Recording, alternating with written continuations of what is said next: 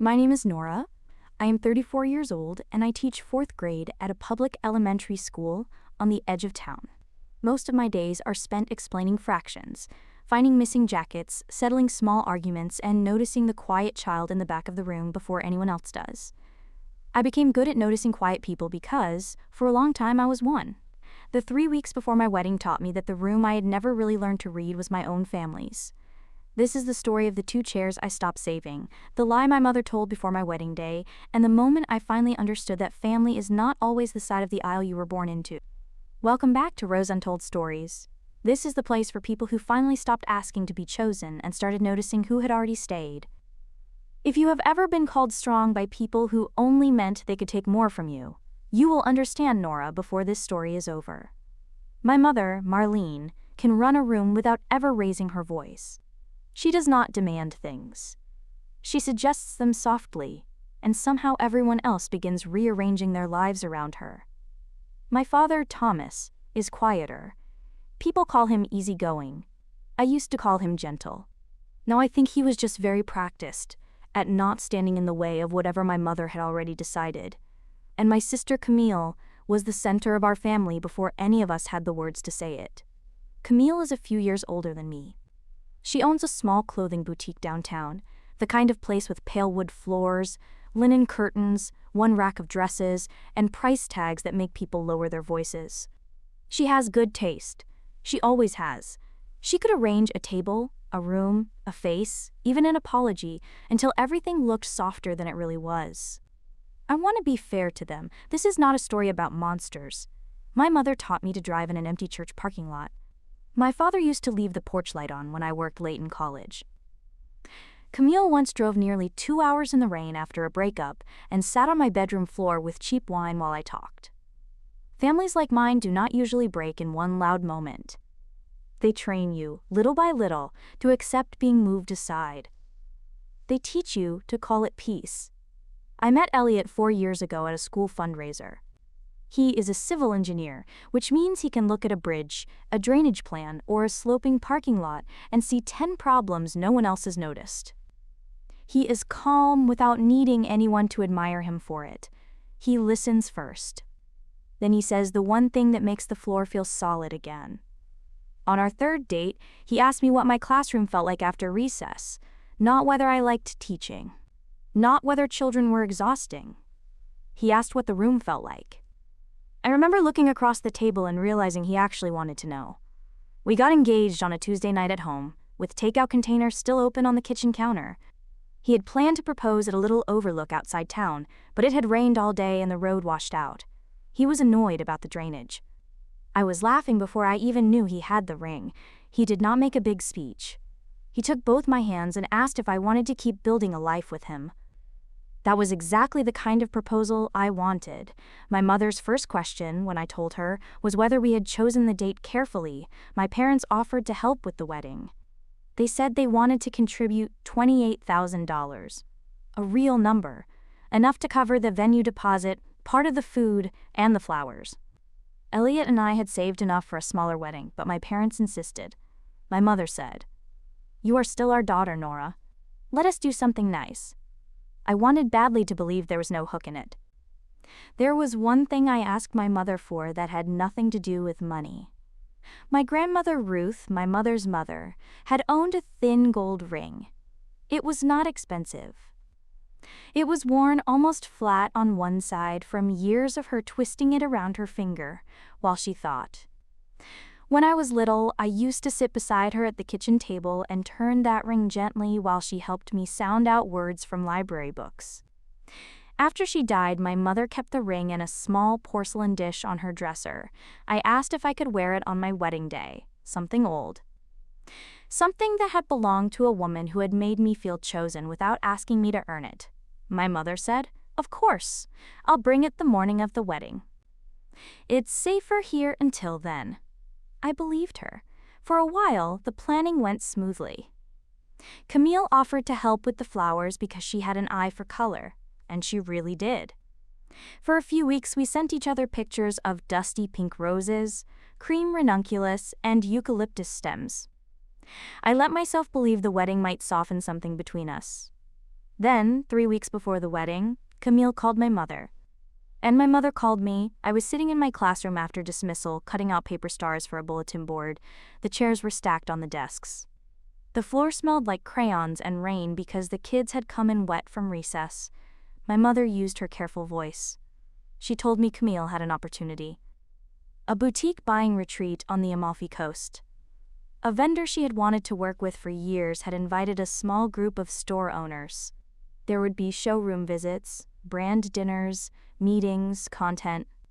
My mother made it sound less like a trip and more like a rescue mission. Then she said the dates. They fell across my wedding week. I waited for her to tell me Camille was trying to change them. She did not. Instead, my mother asked whether Elliot and I would consider moving the wedding into October. I looked at the paper stars on my desk. A little pile of yellow stars, half cut, one crooked where my scissors had slipped. I asked her to repeat herself. She did. She wanted me to move my wedding date so it would not conflict with my sister's trip. I did not yell. I asked whether she understood what she was asking. She told me I was making this about me. That was the sentence. My wedding was the inconvenience. Not Camille's trip. Not my family's choice. My wedding.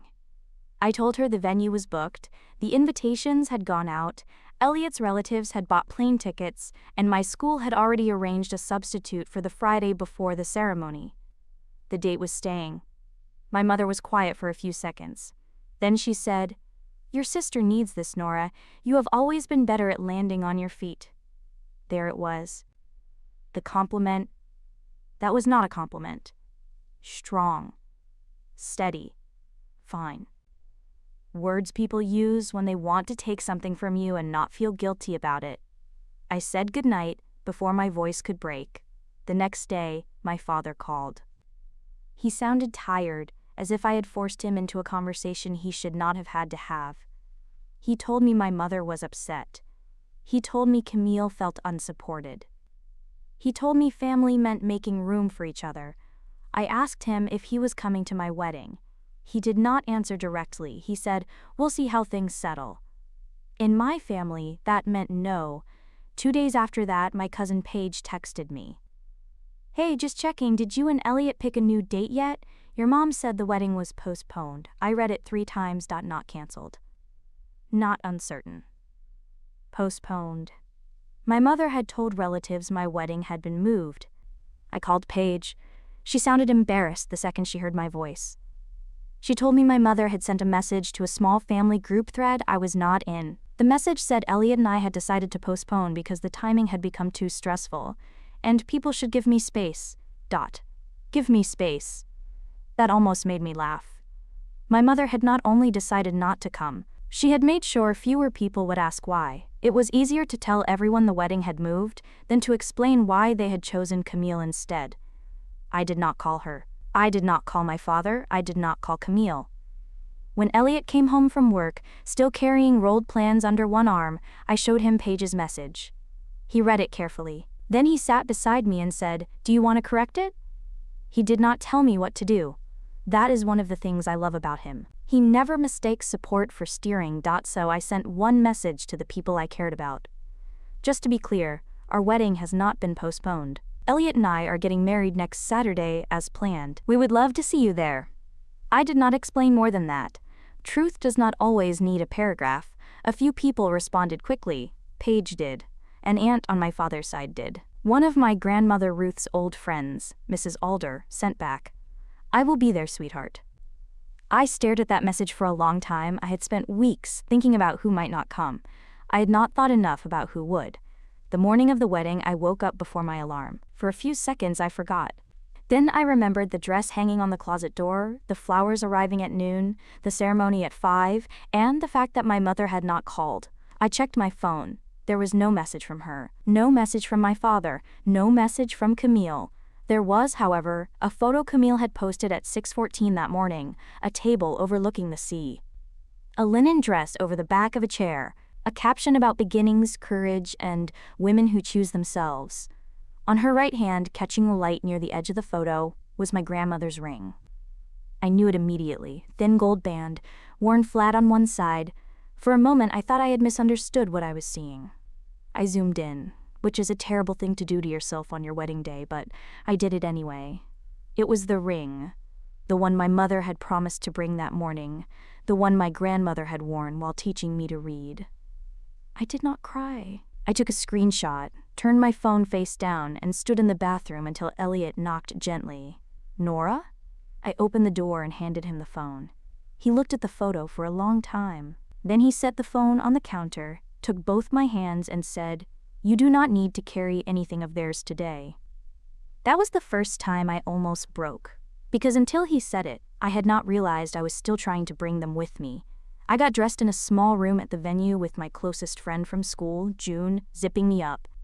June teaches second grade in the classroom next to mine. She keeps extra granola bars in her desk and somehow knows which child forgot breakfast without embarrassing them. She had brought a small blue ribbon from her grandmother's sewing box. "For your bouquet," she said. "No pressure, just in case you still need something old." I looked at that faded ribbon in her palm, and that was when I cried. Not much. Just enough. She tied it around the stems of my bouquet without saying another word. I had 2 chairs reserved in the front row for my parents, not for Camille.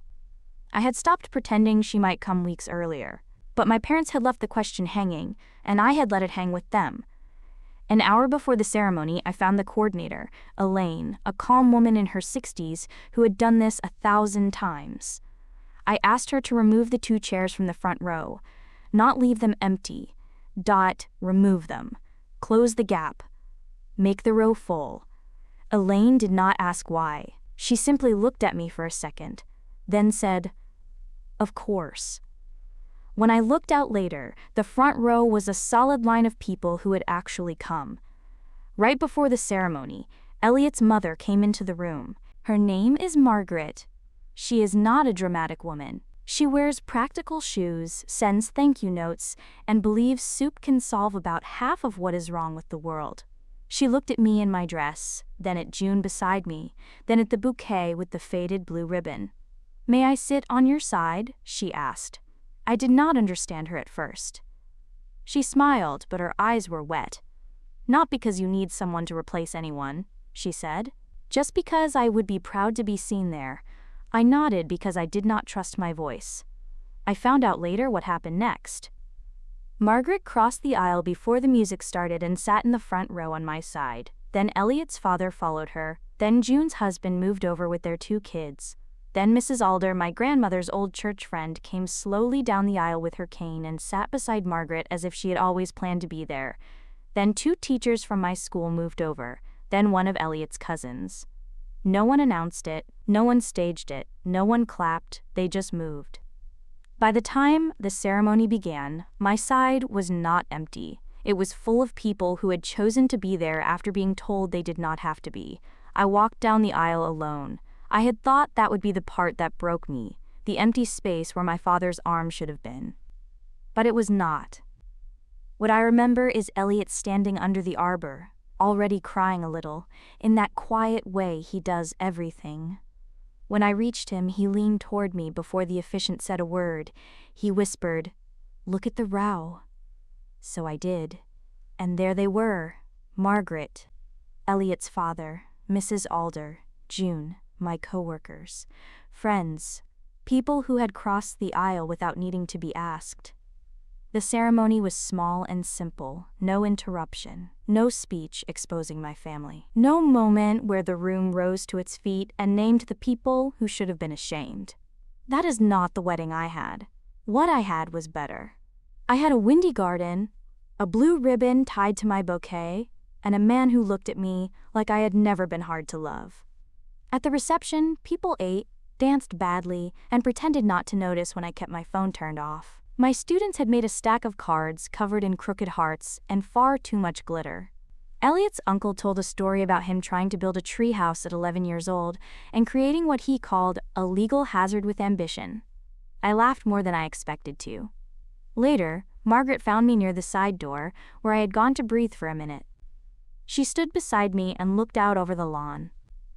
Then she said, "Your grandmother would have loved today. It was not a speech, it was just a sentence. But it gave me back something the ring could not." Elliot and I left before the cake was completely gone. On the way to the small inn we had booked, he stopped at a gas station because I said I was starving and had barely eaten at my own wedding.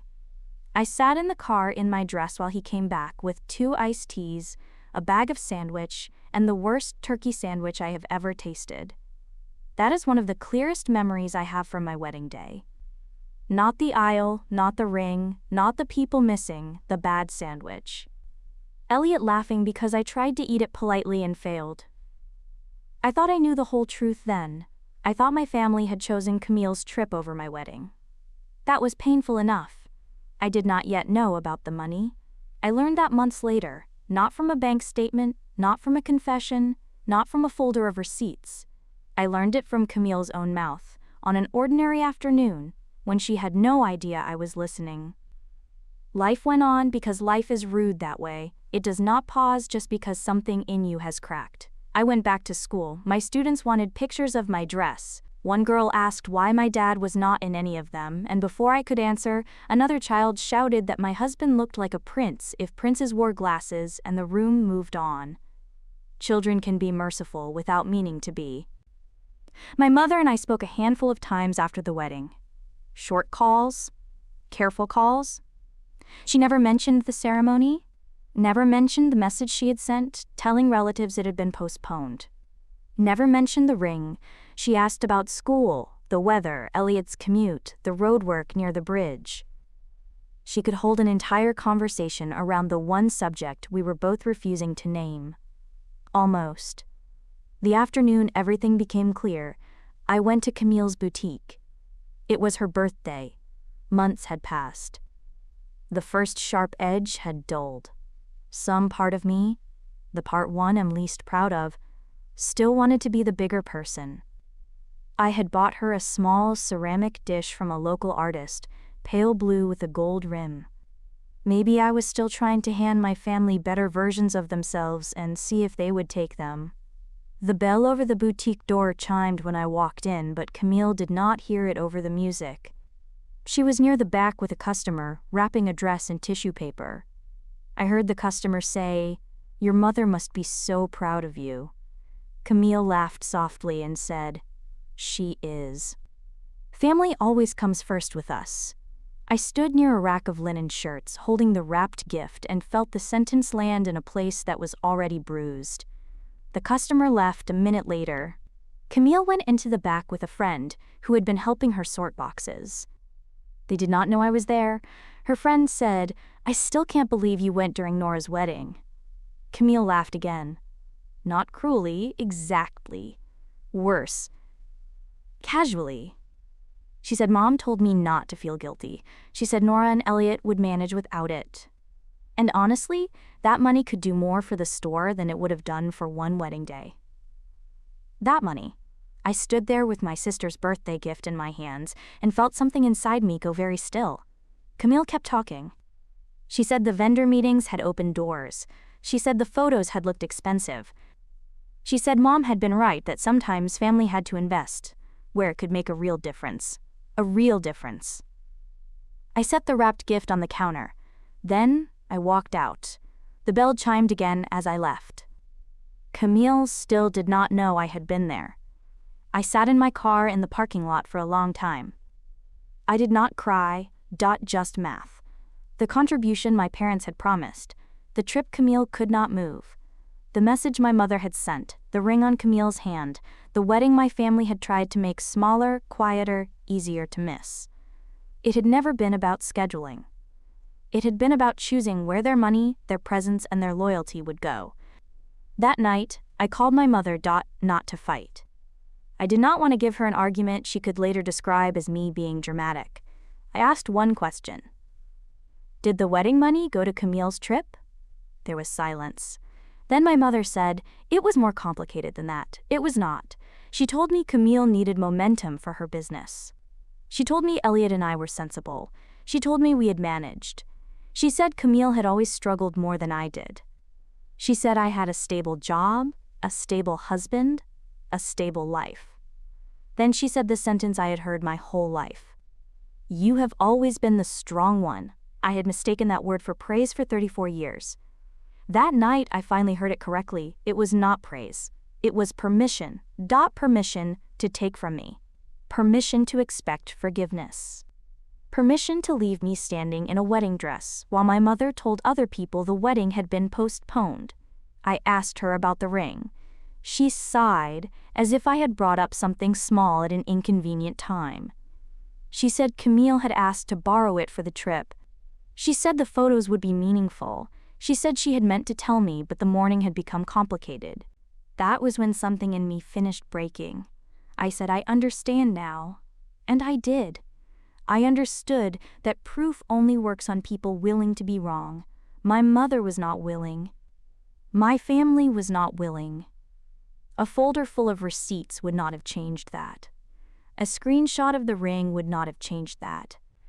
A recording of Camille would not have changed that.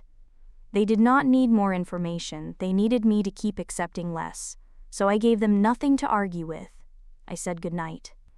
Then I hung up. Elliot was across the kitchen. He did not ask what she said. He could see it.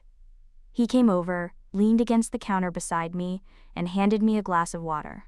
Then he said, I'm here. That was enough. After that night, I stopped calling. I did not announce it. I did not send a final message. I did not write a long letter explaining my pain in beautiful language. I had spent too much of my life explaining simple things to people who benefited from pretending not to understand them. So I just stopped. The calls I used to make went unmade. The costs came over time, but not because I made them come. Camille's boutique did not close. This is not that kind of story.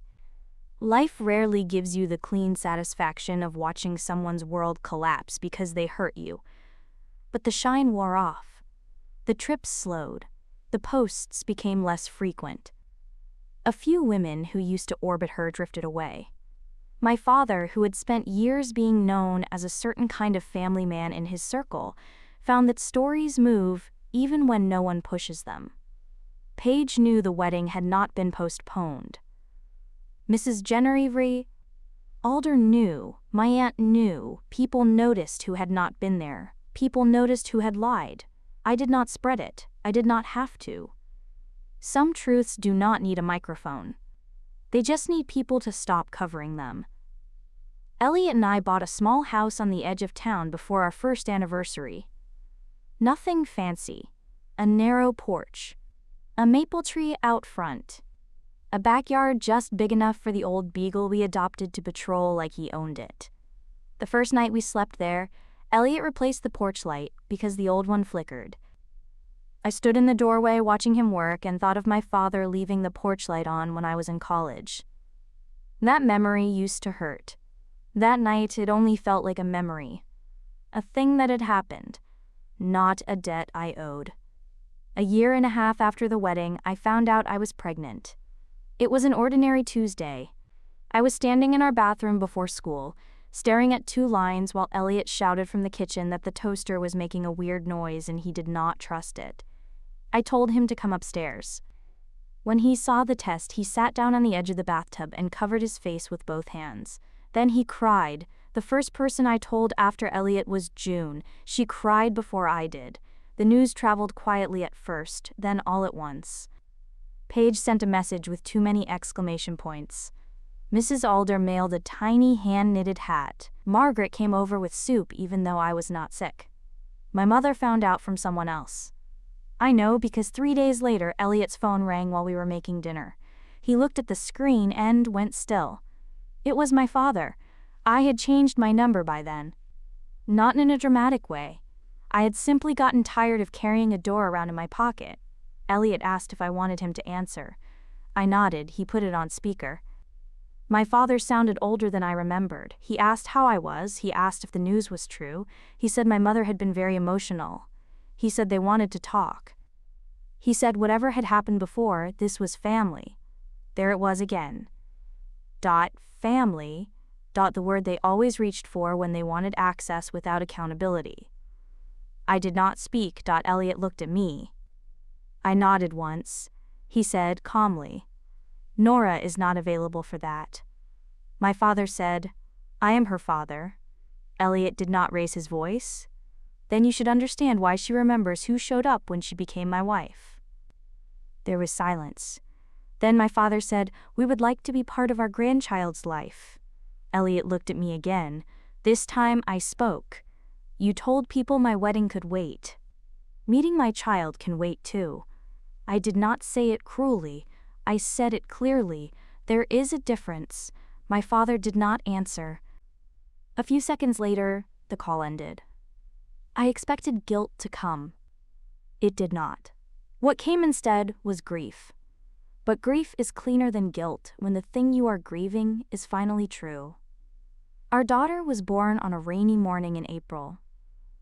The hospital room was quiet, except for the soft beeping of the monitor, and Elliot whispering things he thought only the baby could hear. Margaret was there too, standing near the window with both hands pressed to her mouth, trying not to cry too loudly. When the nurse placed my daughter in my arms, I looked down at her small face and felt something in me go still in a different way. Not broken this time, settled. A few minutes later, Margaret came closer and asked if she could see her. I nodded. She touched the baby's blanket with one finger, careful and reverent, like she had been trusted with something holy.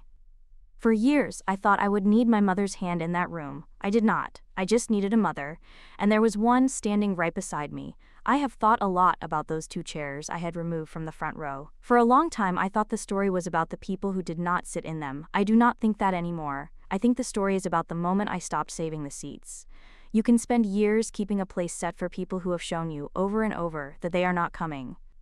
Then one day, you can close the gap, and sometimes, when you do, someone unexpected crosses the aisle. A mother who did not give birth to you, a friend with a blue ribbon, an old woman with a cane who remembers your grandmother better than your own mother did, a room full of people who do not need to be begged to love you properly. I did not lose a family the year I got married. I found out which one I actually had. If this story stayed with you tonight, and you have ever quietly stopped setting a place for someone who was never going to fill it, tell me where you are watching from and what time it is there. I'll see you in the next one.